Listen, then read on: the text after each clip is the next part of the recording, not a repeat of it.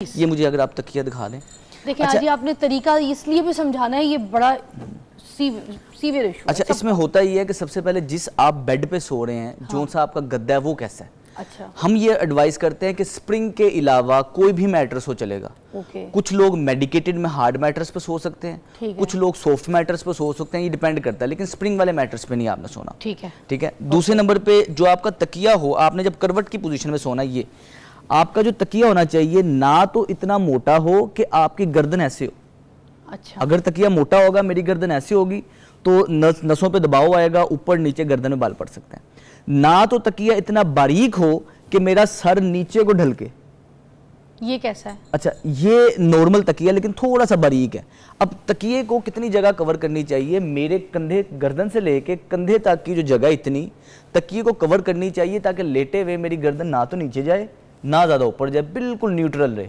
अब ये वेरी करता है। तो फिर जब हम सीधे होके लेटते हैं, सपोज अब बिल्कुल सीधे लेट गए, हाँ जी, आप एक बार वैसे भी लेट के दिखा दें, क्योंकि फिर वही तकिया हमें बहुत तंग करता है। हाँ बिल्कुल, अगर आप भी इस तरह डेमोस्ट्रेट करते हैं, आपको तकिया इस तरह का अगर तकिया आप लेते हैं, नरम तकिया है, करवट लेके लेट सकते हैं। अगर इसी पे आपने सीधा लेटना है ना, आपको सीधा लेटने की आदत है, तो उसके अंदर ये है कि आपकी गर्दन आगे की तरफ रहेगी। अब इसके लिए होना ये चाहिए कि आपको एक कुछ वो लेके, टॉवल लेके उसको रोल करके उसका बारीक सा हिस्सा बना देना है। गर्दन के जो इस हिस्से को हमने सपोर्ट देनी होती है। अच्छा, हम तकिए से गलती ये लेते हैं, हम अपने सर को सपोर्ट देते हैं। तकिए का काम सर को सपोर्ट देना नहीं है। अच्छा, सर से जो नीचे वाला हिस्सा, ये जो खम अल्लाह पाक ने रखा हुआ है, इसको सपोर्ट तकिया देगा तो आपके लिए बेहतर है। इसलिए तकिए को ज्यादा ऊपर नहीं रखना चाहिए। अगर आप सीधे लेटे हैं ना, ये शोल्डर जहां से शुरू होते हैं इस जगह पे आपके तकिए को होना चाहिए, ये यानी कि लेटे हुए आपका सर थोड़ा सा ऐसे और तकिए के ऊपर आपका शोल्डर भी थोड़ा होना चाहिए, थोड़ा सा शोल्डर भी होना चाहिए। अच्छा, तो फिर आपके लिए लेटना आसानी रहेगी। हाँ, ये तो तरीका नहीं। लेकिन अगर इसके बगैर लेटेंगे, सुबह उठेंगे सर में दर्द लाजमी होगा, क्योंकि हम शोल्डर से ऊपर की जगह पे तकिया रखते हैं। हाँ, और उसकी वजह से गर्दन में मुसलसल प्रेशर रहता है। हाँ। अब ये ज्यूम करें ना, गर्दन को पीछे से आगे की तरफ धक्का मिलता है जब आप सर के नीचे तकिया रखते हैं। हाँ। हमें थोड़ा सा नीचे वाले हिस्से को सपोर्ट देना है, क्योंकि वैसे तो आपका सारा दिन सर आगे रहता है, कोई ऐसा काम ही नहीं है जिसमें आपने ऊपर देखना है।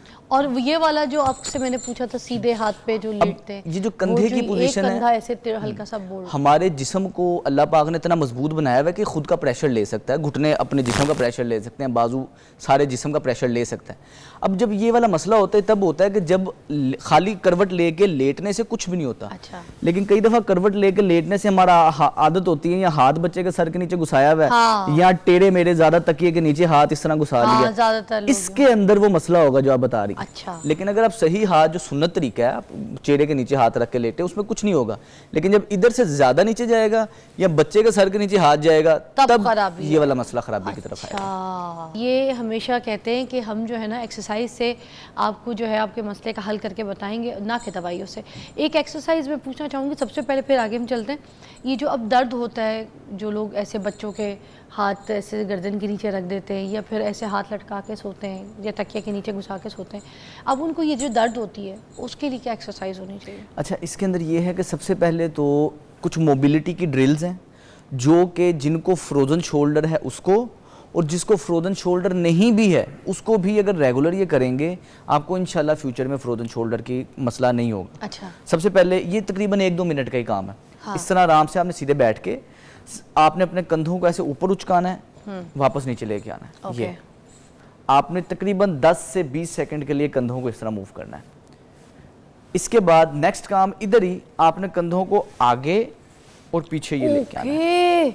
ये वो मूवमेंट है, बिग पेन हियर। हाँ, क्योंकि ये वाली मूवमेंट की नहीं ना हमने, लेकिन आपको अपनी गर्दन सीधी रखनी है। गर्दन आगे रहेगी तो आपको प्रेशर आएगा। ये भी होता है? हाँ जी, ये कंधे इस पोजीशन में मूव करते हैं। सारा दिन हमने एक्टिविटी नहीं की होती तो हमें ये होती है। बिल्कुल लाइट होना चाहिए, पेन बढ़नी नहीं चाहिए। तो पेन तो हो रही है, मुझे भी हो रही है, सवेर नहीं होनी चाहिए। मुझे पेन भी है इधर। अच्छा डॉक्टर साहब, इधर हो रही है मुझे, यहाँ से पूरी गर्दन से। ये आपकी गर्दन का पोस्चर आगे क्यों है ना, इसकी वजह से। अच्छा, इसके बाद आपने सर ये दोबारा प्रैक्टिस सही करवाएं दोबारा से। ये जब ये मैं गलतियां कर रही हूँ तो आपका चेहरा सीधा, चिन टक, चिन पीछे करनी है। हाँ, चिन ऐसे पीछे करनी है। ओके। चिन पीछे इस तरह करनी है कि फर्ज करना है कि आप किसी के मुंह पे केक लगे, हाँ। और उस केक को बचाने के लिए हमने चेहरा इस तरह किया। ठीक है, पीछे किया, चिन टक हो गई। अब इस पोजीशन में आप कंधे आगे पीछे करेंगी, अब आपको खिंचाव कम होगा। ओके, ठीक है, लेकिन कंधे पूरे पीछे करके स्क्वीज करने, शोल्डर ब्लेड जुड़ने चाहिए आपस में। फिर आगे, फिर पीछे। ओके, ये बहुत अच्छी एक्सरसाइज है। ये इसके बाद आपने सिंगल शोल्डर, ऊपर नीचे। हमारी गर्दन के नीचे लिम्फ नोड्स होते हैं, ये डिटॉक्स करने के लिए जिस्म को बड़ी बेहतरीन एक्सरसाइज है। गर्दन में दर्द, सर में दर्द, चक्कर आना, बेहतरीन एक्सरसाइज सिर्फ ये आप करें। गर्दन ऊपर, कंधे ऊपर नीचे ये करें।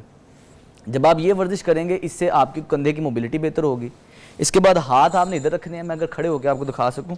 हाथ इधर रखेंगे, इधर रखने के बाद आपने हाथों को ऐसे आगे, फिर पीछे, फिर आगे, फिर पीछे। कमर नहीं झुकानी, कमर नहीं झुकानी, कमर सीधी रहने देनी झुका है। रही आप आगे को झुक रही हैं, हाँ, खुद सीधा रहना है, सिर्फ कंधे आगे, कोनियां आगे, ओके, कोनियां पीछे।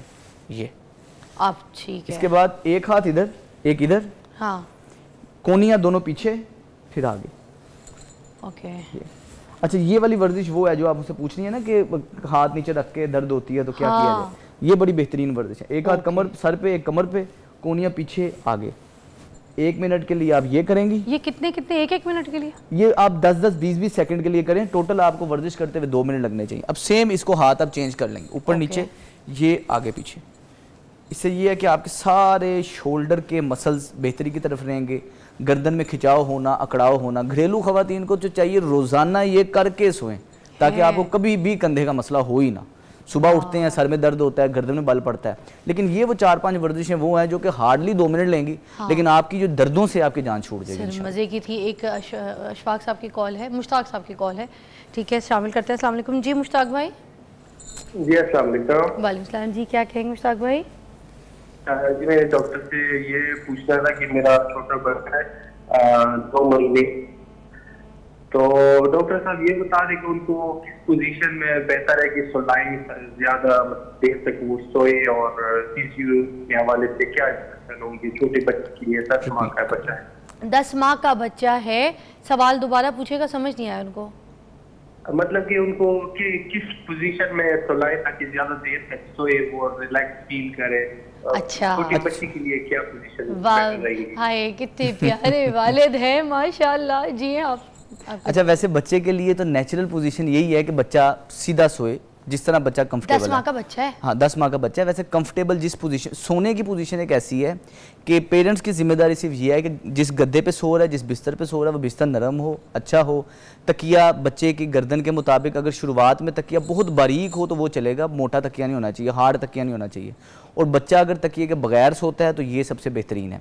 कोशिश पहले यही रखें कि आपने जिस जगह पे सो रहा है वो जगह कंफर्टेबल होनी चाहिए। अब बच्चा अगर करवट लेके सोता है, या बच्चा उल्टा सोता है, या सीधा सोता है, वो नेचुरल है, उसे हम कंट्रोल नहीं कर सकते। आप थोड़ा देर बच्चे को चेंज कर देंगे, उसकी पोजीशन करवट लेके सुलाएंगे, उसके बाद जो उसके अंदर बिल्ट इन कॉन्शियसनेस बच्चे की है, उससे वो खुद ब खुद मूव होता रहेगा। यानी कि सोते हुए बच्चे की पोजीशन हम कंट्रोल नहीं कर सकते। बीइंग अ पेरेंट हम क्या कंट्रोल कर सकते हैं कि हमको सारे दिन के अंदर बच्चे को थोड़ा सा टमी टाइम देना चाहिए।